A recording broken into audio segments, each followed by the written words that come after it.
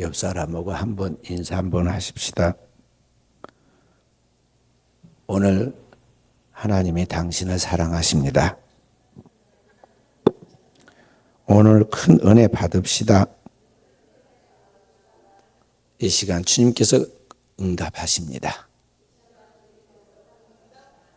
아멘. 이번 주일은 광복 80주년 되는 그런 8.15 광복 기념 주일입니다. 광복절이 되면 우리는 다시 한번 하나님 앞에서 하나님이 우리에게 주신 은혜를 깊이 생각하고 주께 영광 돌리도록 해야겠습니다. 왜냐하면 우리나라가 일본으로부터 해방되어 독립했다는 것, 이거 엄청난 하나님의 도우심과 축복이 아니면 불가능한 일이었기 때문에 그러한 것입니다. 우리 민족이 조선이라는 나라를 세우고 500년의 역사를 간직하고 있었습니다. 그런데 이 500년 역사 속에 조선 말기의 역사의 그런 상황을 보면은 나라가 굉장히 다툼과 분쟁이 많았습니다. 여기 정권을 잡은 사람들이 이 이권에 대한 그러한 욕심 때문에 자리 다툼을 하고 자기의 그 세력을 유지하기 위해서 사색 당파를 지어가지고 밤낮 없이 싸웁니다. 국제 정세가 지금 엄청나게 격동하고 이 세계 정세가 크게 바뀌어 있는데 우물한 개구리식으로 우리나라의 이 정치인들은 지금 자기들이 생각한 게 다 잘 알고 옳은 줄 알고 오직 자기들의 그 자리만 지키려고 상대편을 몰아붙이고 안에서 이전 투구하고 싸우느라 세계가 어떻게 돌아가는지 이 나라가 지금 어떤 상황에 처했는지 알지 못합니다.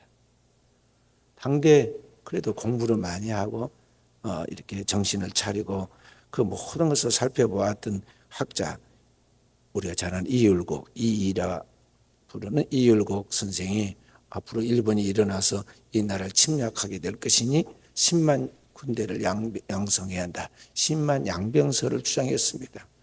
엄청난 그런 통찰력으로 이 나라의 미래를 바라보면서 준비하라고 그렇게 이제 임금에게 이러한 진언을 했는데 그 이야기를 들은 그 주변에 있는 모든 그 정치 잡은 사람들 오늘날로 보면 그 사람들은 간신배들이잖아요. 그 정치 잡은 사람들이 임금에게 가서 그렇게 이야기했습니다. 저 사람이 맨날 책만 보고 공부만 해가지고 세상을 너무 그냥 상상으로 생각하고 있다고. 무슨 여기에 큰 역사의 변동이 있다고. 저 조그만 섬나라 아무것도 모르는 그저 무지한 미개인들이 무슨 일어나서 우리나라를 점령한다고 침략한다고 그런 허황된 이야기를 하느냐. 들어서는 안 된다고 그랬습니다. 뿐만 아니라 설령 10만 군대를 양성한다고 할 때 그 10만 명의 군대를 어떻게 먹이고 살릴 것이냐. 터무니없는 소리다. 그렇게 해서 묵살시켰어요. 그런 동안에 우리나라에 대해 부러워하고 호시탐탐 노리는 저희 일본이 침략 준비를 합니다. 몇 번의 우리나라를 침략했던 경험이 있어요. 임진왜란을 비롯해서 몇 번의 우리나라를 침략했던 경험이 있는 일본은 더 철저하게 준비해가지고 마침내 이 땅을 정복해버리죠. 그래서 우리나라가 무시했던 일본 나라의 침략을 받아서 정복당해서 나라 국권을 상실하게 됐죠. 1905년에 을사보호조약이라는 명목하에 우리나라를 보호해준다 이 말이에요. 을사년에. 그래서 을사보호조약이라는 그런 이름으로 우리나라의 모든 권한을 빼앗고 그로부터 5년 후에 1910년에 일본과 한국은 하나다. 그러면서 이제 합병을 해버렸어요. 한일 합병이라고 그래가지고 그렇게 이제 두 나라가 한 나라로 내선일체라고 하면서 병합시켜버렸죠. 그렇게 해서 이 나라는 조선은 없어지고 일본의 속국이 되어 이제 일본의 식민지로 온갖 착취를 당합니다. 36년 그렇게 길지 않은 것 같지만 이 36년이 긴 세월입니다. 이스라엘 백성들이 출애굽해서 바벨론 그 가나안 땅 들어가기까지 광야에서 40년 동안 보낸 것 같이 우리나라가 일본에 의해서 을사보호조약부터 시작해서 한일 합방에서 해방될 때까지 40년 동안 실질적으로는 36년이지만 40년 동안 철저하게 착취당하고 모든 것을 다 빼앗겨 버립니다. 우리나라의 정신, 구조, 문화, 또 이 땅에 있는 모든 것들, 언어 다 빼앗겨 버리죠. 그리고 우리나라의 왕이 아니라 일본의 왕을 섬기고 그 권력과 그 우상 앞에 온갖 핍박과 고통을 당합니다. 이런 나라로부터 오늘 우리나라가 다시 독립하려고 많은 노력을 하고 피를 흘립니다. 그 중심에는 우리 기독교 신자들이 숨겨야죠. 크리스찬들이 하나님 한 분 외에 다른 신을 숭배할 수 없다고 말하고 이 나라의 독립을 위해서 기도하고 독립을 위해서 실제로 가서 독립운동을 합니다. 그래서 그 핏값으로 구원받아 다시 해방된 것이 8.15 광복절입니다. 이런 값비싼 희생을 통해서 우리 민족은 한 나라의 중요성을 알게 되었고 또 이 나라를 이끌어가는 지도자라는 통치자들이 얼마나 중요하다는 것도 뼈저리게 느끼게 되죠. 오늘날은 그런저런 생각들이 별로 사람들이 없습니다. 일본에 지배받았던 것, 공산주의 국가로부터 지배받았던 그러한 고통과 그 서러움, 그 무서움을 잘 몰라요. 괜찮겠지. 괜찮아지겠지. 너무나 안일하게 지금 살아가고 있는 것을 볼 수가 있습니다. 오늘 제가 우리 사랑하는 성도들에게 이 광복절을 맞아 말씀드리고 싶은 것은 이 땅에 있는 이 세상 나라의 통치를 말하는 것을 아닙니다. 그것을 이야기하려고 한 게 아닙니다. 오늘 이 세상의 나라와 이 세상을 통치하는 왕이 있지만은 그 위에 영원한 나라와 영원한 통치자이신 만왕의 왕이 있다는 것입니다. 이 세상, 눈에 보이는 이 세상 그 위에 이 모든 만물을 다스리고 주관하고 그의 뜻대로 만들어 가신 그분, King of Kings, 만왕의 왕이신 그분이 있다는 것입니다. 오늘 우리 민족이 지금 독립해서 다시 새로운 나라를 이루고 세계 속에 우뚝 설 수 있었던 것은 바로 그 영원한 왕이신 그 하나님께서 우리에게 선물을 주셔서 오늘날 이 땅이 자유와 평화를 누리고 세상 속에 그리스도를 보여주는 그러한 기독교적인 그러한 나라로 영향력을 끼치고 있는 것입니다. 그래서 오늘을 사는 우리가 그 영원한 하나님의 나라에 속한 백성으로서 그 왕중왕이신 하나님께 경배드리고 오늘 우리가 이 땅을 살아가는 존재의 목적과 의미를 알고 살아가는 깨어있는 종들이 되어야겠습니다. 먼저 오늘 우리가 읽었던 이 하나님의 말씀은 요한복음 1장에서는 하나님께서 우리에게 그 영원한 왕에 대해 말씀하고 있습니다. 오늘 이 땅의 나라에 이 땅의 왕과는 완전히 질적으로 다른 왕을 이야기하십니다.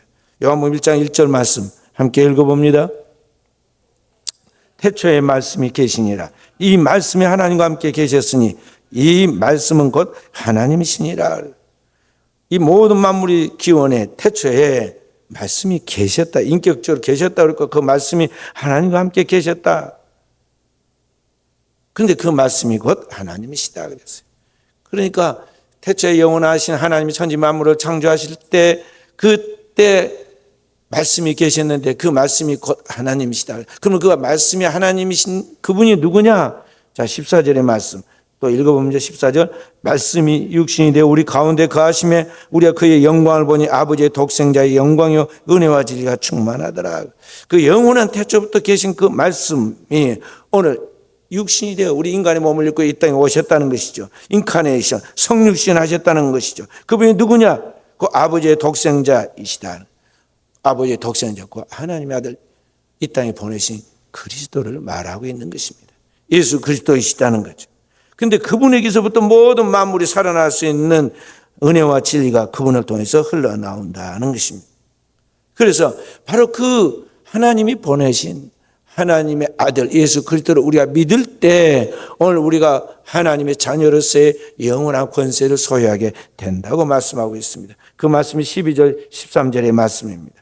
함께 영접하는 자, 곧 그 이름을 믿는 자들에게는 하나님의 자녀가 되는 권세를 주셨으니 이는 혈통으로나 육정으로나 사람의 뜻으로 나지 아니하고 오직 하나님께로부터 난 자들이니라. 아멘.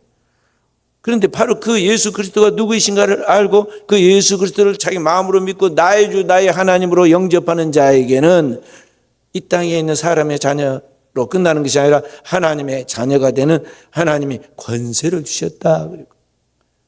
그리고 하나님의 자녀의 권세를 가졌는데 이 사람은 이 인간의 육신의 정과 욕심으로 그래 그 남녀 관계를 통해서 태어나는 것이 아니라는 것이죠. 하나님께로부터 난 자들이다. 그래서 오늘 여러분과 제가 내가 누군가에 대해 하나님 믿는 그리스도인으로서 자신의 정체성을 알아야 하는데 나는 바로 하나님의 나라에 속한 하나님의 자녀로서 하나님의 자녀의 권세를 받은 자라는 것을 알아야 한다는 것이죠. 그 하나님의 자녀는 어떤 하늘과 땅의 우주의 권세도 건들 수 없는 원수 마귀가 그를 해할 수 없는 그러한 하나님의 자녀다 하는 것을 알아야 한다는 것이죠. 마태복음 16장 18절에 보면 예수님께 시몬 베드로에게 이렇게 말씀하십니다. 또 내가 네게 이르노니 너는 베드로라. 내가 이 반석에 내 교회를 세우리니 음부의 권세가 이기지 못하리라 그랬어. 시몬 베드로에게 주님께서 말씀하십니다. 너는 베드로라. 내가 이 반석에 내 교회를 세우리니 음부의 권세가 이기지 못하리라. 음부의 권세가 이길 수 없는 그러한 하나님의 자녀의 권세가 오늘 우리에게 있다는 것을 우리가 알아라 하는 것이죠. 또 이 하나님의 자녀는 결국 마지막에 어떻게 되느냐? 하나님의 자녀는 하나님의 자녀이기 때문에 하늘로부터 하나님께로부터 상속을 받는 하나님의 나라를 상속받는 자라는 것이죠. 로마서 8장 17절 말씀 함께 읽어봅니다. 자녀이면 또한 상속자과 하나님의 상속자요 그리스도와 함께한 상속자니 우리가 그와 함께 영광 받기 위하여 고난도 함께 받아야 할 것이니라.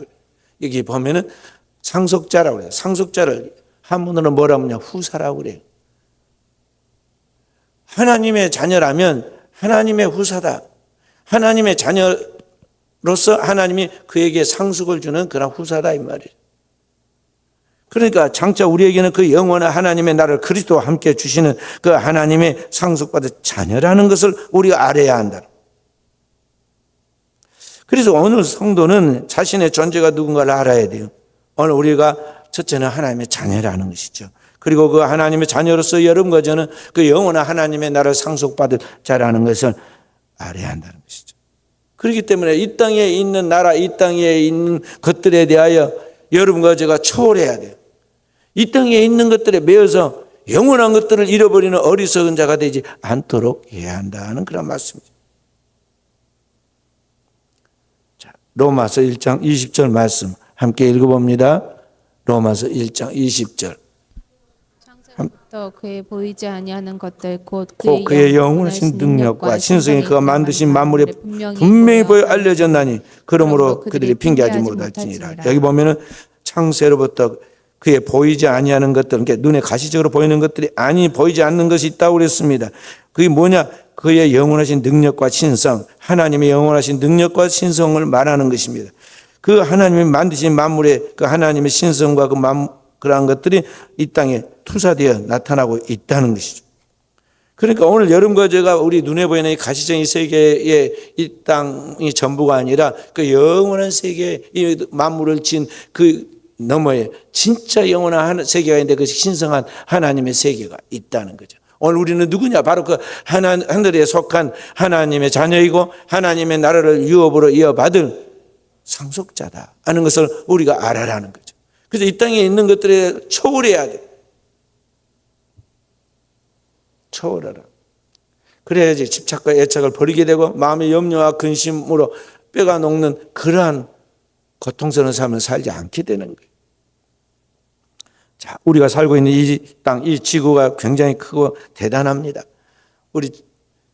제가 1995년도에 미국 박사학위 받으러 하워드 대학교에 공부하러 갑니다. 저는 몇 번 미국에 공부하러 그 바이올라 대학에 LA에 있는 바이올라 대학도 가봤기 때문에 처음이 아니지만 처음 같이 공부를 갔던 저희 1년 후배였는데 같이 박사학위를 공부했던 분이 계셨습니다. 그 목사님이 그 미국에 다 가가지고 같이 이제 여행을 합니다. 주말이 되면은 여행을 하게 되는데 이 여행을 하는데 이 미국에 있는 이 대륙을 이렇게 같이 여행하죠. 우리 한국과 같지가 않아요. 근데 우리가 얼마나 그 당시에 이 한국적 개념으로 생각했느냐면요. 미국 가서 우리가 대륙횡단을 한번 하자. 그럼 대륙횡단을 하면은 우리가 이제 다 한 번에 한 차로 못 타니까 5차로 나눠서 타대. 5차로 승용차로 나눠 타는데 앞에 차가 뒤에 차가 서로 따라잡을 수 없으면 안 되니까 서로 연락할 수 있도록 그렇게 하는데 그때 당시 핸드폰이 없는 시대니까요. 우리가 군대에서 쓰는 무전기를 사용하자. 오키토키라고 합니다. 무전기로 연락하자고 해서 5대를 준비했습니다. 그래가지고 서로 연락하자고 출발했어요. 그런데 출발하자마자 잊어먹었습니다. 왜 그럴까요? 차는 달리는 길이 좋으니까 달리는 속도가 있어가지고 빨리 달리는데 그 넓은 고속도로를 달리는데 이 오키토키는요 1km 반경 안에서 들리지 이게 벗어나면 이게 잘 안 잡혀요. 안 들려. 그래서 금방 1km는 뭐 벗어나죠. 5대가 가는데. 그래가지고 차를 잊어먹어가지고 하루 반 만에 찾았어요. 여기 한국에다 연락해가지고 한국 집들에게 이야기하고 어디 있다 그러면 거기 기다려라 꼼짝 말고 있어라 그래가지고 거기 찾아가가지고 데리고 가고 그런 일을 했어요. 근데 그때 그 목사님이 그런 이야기입니다. 너무 미국이 넓고 광활하니까 상상이 찢어진다 그러더라고. 그래서 그게 어법에 안 맞는 것 같은데 그러니까 어찌됐든 그가 표현할 수 있는 최대한 표현인 거죠. 상상할 수 없는 그 한계를 넘어섰다는 거죠. 너무나 미국이 커서 상상이 찢어진다. 그래서 막 제가 거기서 웃었던 기억이 납니다. 사실 근데 이 땅 위에서 지금 지구에서 크다 해다 사실은 별것 아니에요. 이 지구가 돌고 있는 태양계에서 보면 이 지구의 크기는 아무것도 아니다는 거죠. 이 지구가 포함되어 있는 이 여기를 뭐라고 하냐면 태양계라고 그래요. 지구는 태양을 중심에서 도는 행성입니다. 이 태양의 행성이 9개가 돌고 있어요. 우리가 지금까지 파악돼서 배운 대로는 9개. 수성, 금성, 지구, 화성, 그 다음에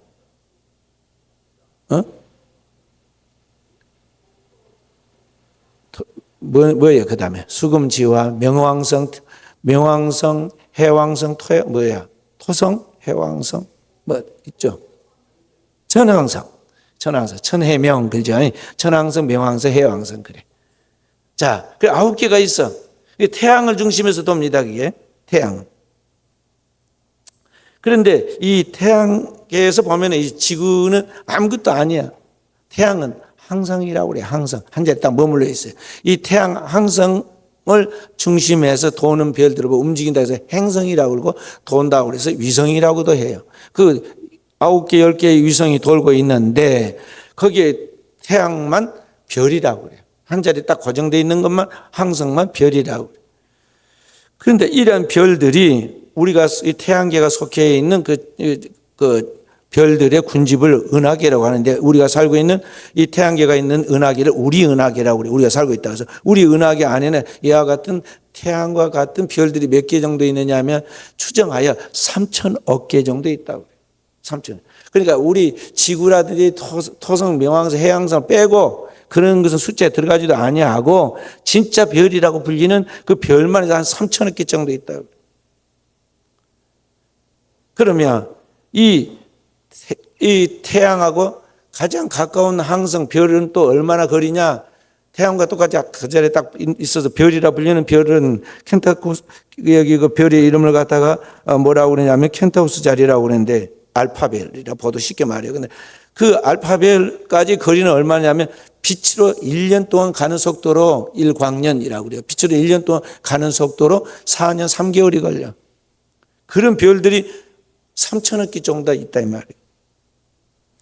태양에서 우리 지구까지 빛으로 오는 속도는 그것은 어느 정도의 속도냐? 태양에서 이거는 광년, 1광년으로 보통 지구에서는 우주에서는 이야기하는데 그렇게 부르지 않고 우리는 그냥 태양하고 여기는 너무나 가깝기 때문에 빛으로 오는 속도를 어떻게 재느냐? 재보니까 8분 20초 걸려.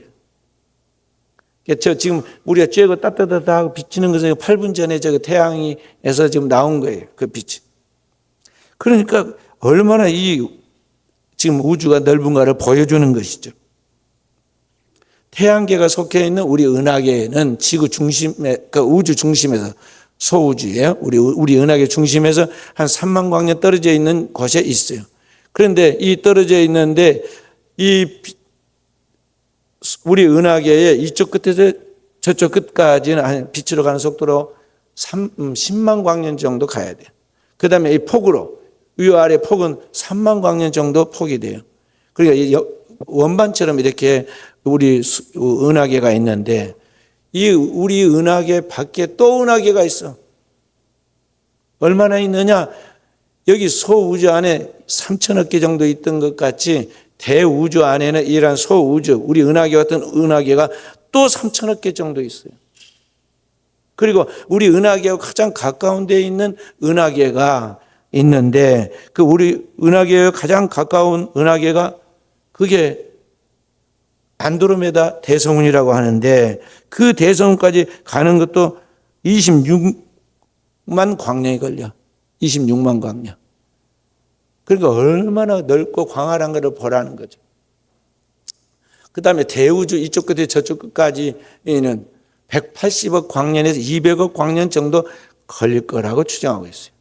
그러니까 우리가 지금 보고 있는 밤하늘에 떠 있는 저 별들 그런 것은 지금 우리 소우주 안에 있는 것들이에요. 소우주 안에 있는 별들인데 그 3천억 개 별들 중에서 우리가 관찰할 수 있는 허블 망원경으로 관찰할 수 있는 것은 한 1,000억 개 정도밖에 안 돼요. 우리가 지금 보면서 저 하늘에 별도 많다. 그래서 지금 소우주 안에 우리 육신으로 볼 수 있는 그 적은 별들을 지금 보면서 세보다가 도저히 못 세고 많은 거예요. 자, 그럼 이 우주 속에 이 별들이 매일 생성과 소멸을 해갑니다. 별들이 이렇게 이제 연쇄 폭발을 일으키는 것을 보고 빅뱅이라고 그래요. 그리고 그러한 것들 별들이 폭발해가지고 다시 쏟아져 들어가는 것을 블랙홀이라고 그래요. 그러니까 빅뱅과 블랙홀을 통해서 새로운 그런 우주의 질서들이 생기면서 계속해서 이 우주의 생명력이 있는 그런 활동들을 하고 있는데 그 안에서 오늘 우리가 살아가고 있다 이 말이죠. 그 안에서 별도 아닌 태양 별을 중심에서 돌고 있는 9개 별 중에 하나인 행성 중에 하나인 그 지구에 그 속에서 오늘 우리가 살고 있으면서 네가 내가 서로 많이 차지하겠다고 싸우고 전쟁하고 시기 질투하고 미워하고 너 죽을 때까지 못 기다리겠다고 살인하고 내가 어떤 내 생명 정해진 시간까지 기다리기가 너무 힘들다고 자살하고 이런 일들이 오늘날 이 땅에 벌어지고 있다는 것이죠. 인생이 얼마나 이게 지금 무지하고 너무나 어리석은가를 보여주고 있는 것이죠. 영원한 이 우주 밖에는 방금 말씀한 소우주와 대우주가 있고 대우주 밖에는 영원한 하나님의 신성한 세계가 있어서 그 영원한 세계 속에서 하늘에 보여준 것을 땅에서 우리가 그걸 보고 지어서 그렇게 살아가는 것인데 그 속에서 살아가는 우리의 인생들이 얼마나 어리석게 미련하게 살아가고 있느냐는 것이죠. 지금 과학과 또 의학이 발전하고 지식이 많이 발전해서 굉장한 것 같지만은요 항상 오늘의 이 시대가 지나고 나면요 과거는 어리석은 시대였다는 걸 볼 수가 있어요. 지금으로부터 500년 전에는요 사람들이 이 지구가 둥글다고 생각 안 했어요. 평평하다 생각해서 저 끝에 가면 뚝 떨어져 죽는 줄 알았어요. 실제로 500년 전에만 해도 그 다음에 지구가 가만히 있고 하늘이 뱅뱅뱅뱅 돌고 달과 해와 모든 별들이 지구를 중심으로 도는 줄 알았어요. 그걸 뭐 천동설이라고 그래. 그러다가 똑똑한 사람이 맨날 나타났어. 계속 별을 관찰하고 공부를 하다 보니까 이게 지구가 둥글 뿐만 아니라 이 지구가 도는 지구를 태양이 도는 게 아니라 지구가 태양을 도는 거야. 그걸 뭐 지동설이라고 그래. 지동설을 주장했더니 난리가 났어. 저런 이단이 어디 있느냐. 잡아다 당장 화형시켜야 한다고 죽였어요. 그래서 어떤 배운 똑똑한 사람은요. 이러다가 진짜 자기가 죽게 생겼거든요. 그래서 끌려가는 중에 말을 바꿨어요. 얼른. 아이고 내가 뭐 좀 망령한 것 같은데. 아니 지구가 도는 게 아니라 태양이 돕니다. 제가 그냥 깜빡인 것 같습니다.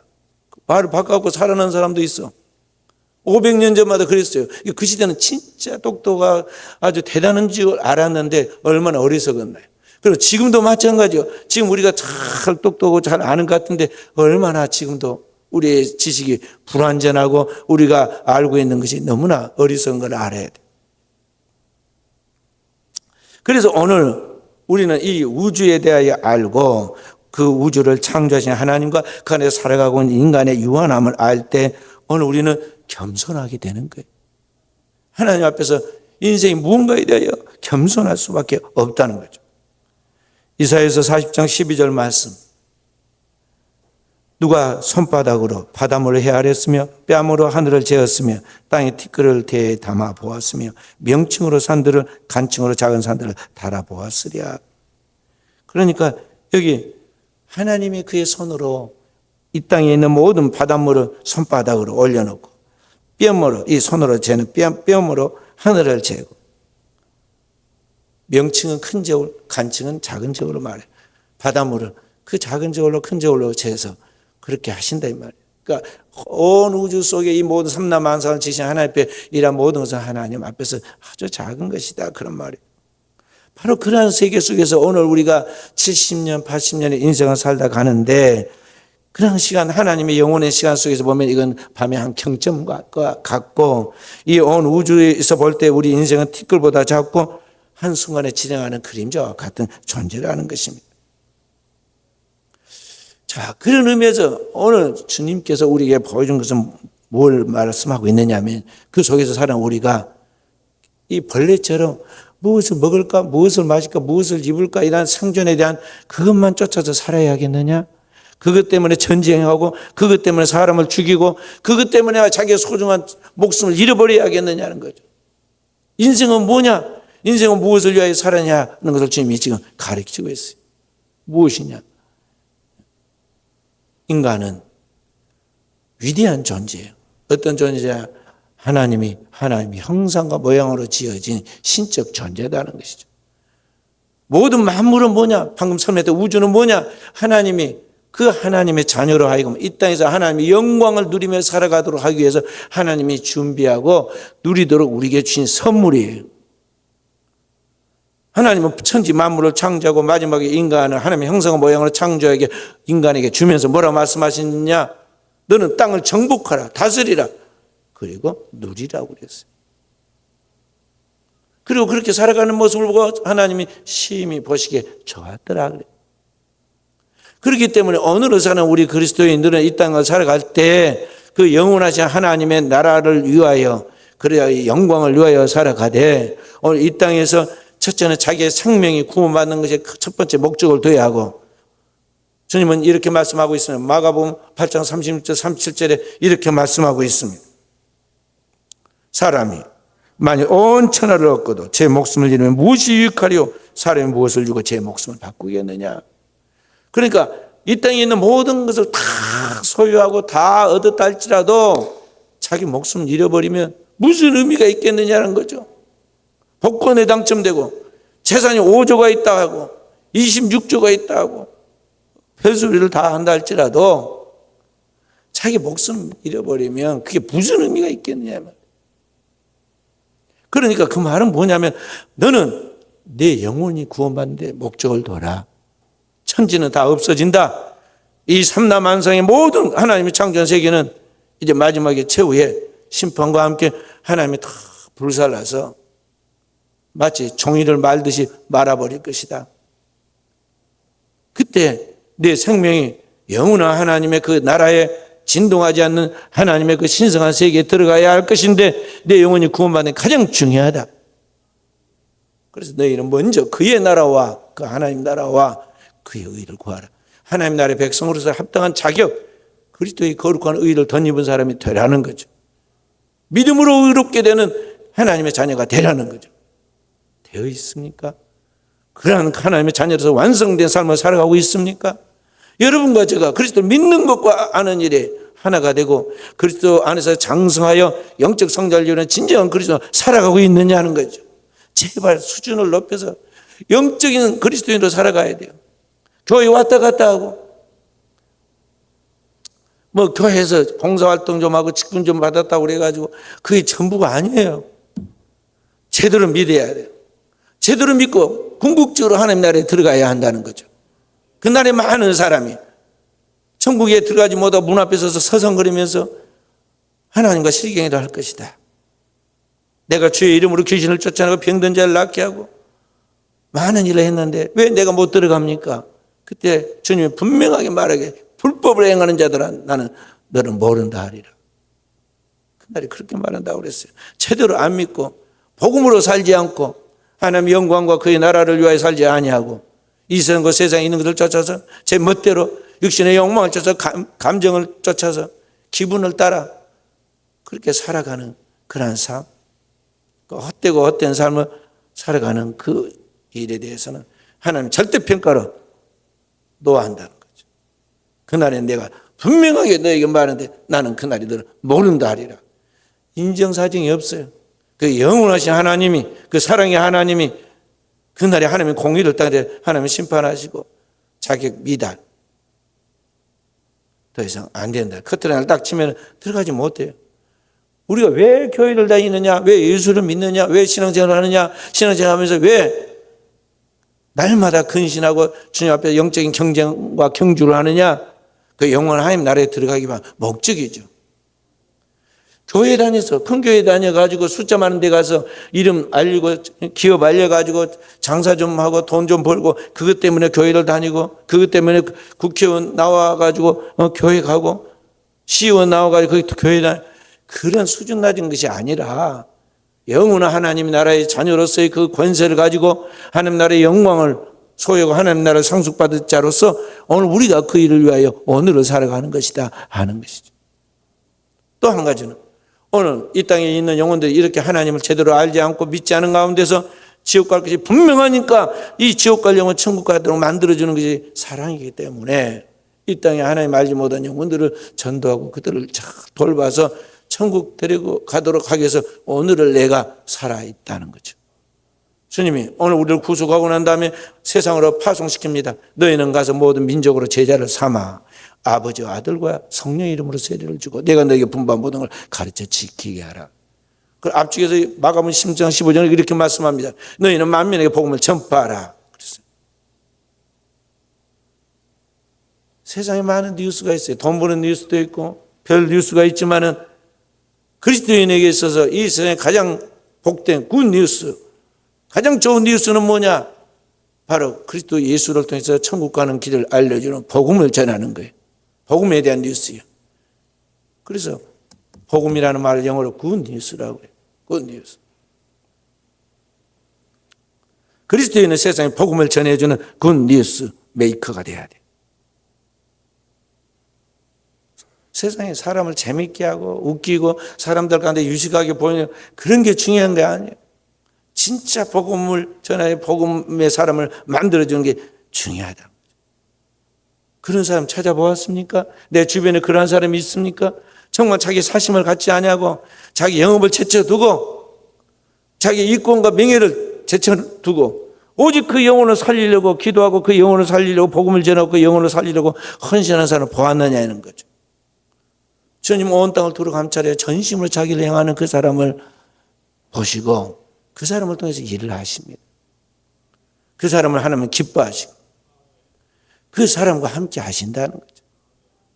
오늘 우리가 하나님 앞에 예배하는 것은 바로 그날 하나님 앞에 성령에 사로잡혀서 그 진리의 말씀을 묵상하고 그 말씀이 내 인격이 되도록 그리스도처럼 인격이 되도록 성령 안에서 진리로 드는 예배로 나아갑니다.